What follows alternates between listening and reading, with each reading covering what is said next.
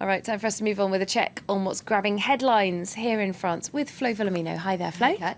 Now, French papers are paying very close attention to a meeting today between the Turkish president and the Russian president. Why so? Well, this is actually Erdogan's first trip abroad since the failed coup on July 15th, earlier last month. Now, lots of papers are focusing on the symbolism of this visit. You can see it here in Le Figaro. His choice to visit Russia first reflects a mutual desire for a rapprochement. Of course, things have been pretty chilled between Russia and Turkey in recent months and recent years. Le Figaro talks about a reconciliation that we're seeing here between the Tsar and a sultan here.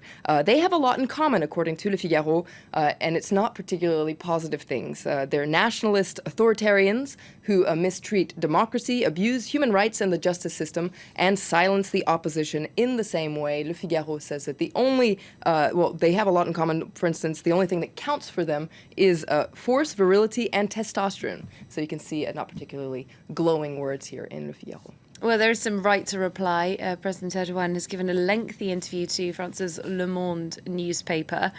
He's not so happy about the West either, is he? That's right. Actually, this is his first interview with a Western paper since that failed coup attempt. And he says that he's particularly bitter about the way the West reacted to the failed coup attempt. He feels like he was abandoned. I would have liked world leaders to really react to what was happening in Turkey instead of merely using cliches to condemn the attempted coup. You can see this quote here on the front page of Le Monde. This is from that interview. The West is in contradiction with its own values. This is what he's saying. Pretty harsh words. He says that instead of showing solidarity with Turkey, which after all has adopted many Western values, democratic values, for instance, the West really abandoned Turkey alone and then criticized the post-coup purges. So you can see he has a very different opinion here. But there's a very interesting article in Slate today which tries to understand why there's this perhaps lack of communication, understanding between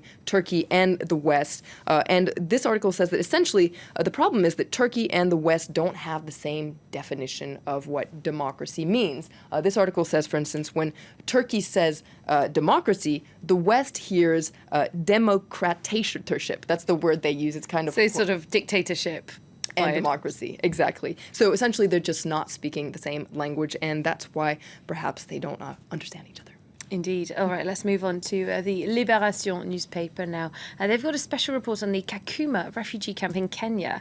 Not a lot of people, I expect, have heard of it, but it's actually home to 190,000 people, much, much bigger than many towns here in France. Absolutely. It's a very touching report from Kenya. You can see on the front page of Libération, you can see they're talking about refugees for life, because this camp was created in 1992, and Kakuma is what Libération calls a humanitarian machine. As you said, it's really a city unto itself. A whole generation of people have been born and bred in this refugee camp. You can see this quote from one of the people living there. This camp is the only thing that we know. Now, humanitarians have sounded the alarm that Kakuma, which was supposed to be a temporary solution, is becoming a permanent, essentially a permanent shanty town. And not only that, but humanitarians say that the number of these kind of refugee camps across the world could really multiply unless UN member states start really doing their part to take in a minimum quota of refugees every year. Gosh, so just think a baby born at the start of that refugee camp opening is very much an adult by now. It's staggering, isn't it? A story from here in France now, very much focusing on the situation in French prisons. This is a topic that keeps coming back, isn't it? The Prime Minister yesterday, Manuel Valls, he promised a series of measures to fight problems of overcrowding. There have been alarm bells being rung by human rights groups. Oh, that's right, particularly about the poor conditions in French prisons. The numbers are quite staggering. Let's take a look at an article in Le Parisien. France has a record number of inmates. The exact number is 69,365. But take a look at the number of places in French prisons. It's 58,311, so quite a lot less. Where are those extra 10,000 and some Where do going. they fit? Well, they just fit into the same cell, essentially. So Manuel Valls has announced a series of new places. The opposition says this is too little, too late. You could read more about that in Le Figaro, the main right-wing paper here. This article, well, the editorial in Le Figaro reminds readers that the president, François Hollande, actually came back on Nicolas Sarkozy's pledge to create 8,000 more cells. But is creating more cells the solution? The Catholic paper La Croix takes a closer look today. It's really a thorny debate, and the editorial here in La Croix quotes a top incarceration official that says, the more prison cells you build, the more they'll be filled.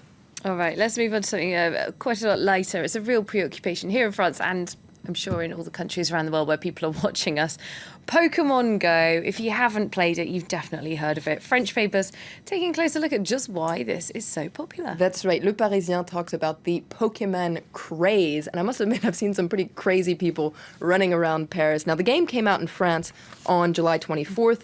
Already 3 million French people are chasing virtual Pokémon around the streets of France. Aujourd'hui en France, Le Parisien says, look, make no mistake, this is, a very well-orchestrated business operation, but it's not all bad. And this is what's interesting. Le Parisien says, first of all, this game helps people escape reality. Things have been pretty depressing in France recently, so that's got to be a good thing. But also, it really brings people together from all sorts of backgrounds, cultural backgrounds, socioeconomic backgrounds. So let's celebrate this game, essentially, says Le Parisien. But do play responsibly. And I like this cartoon today. You can see this guy on the beach coming back to see his wife.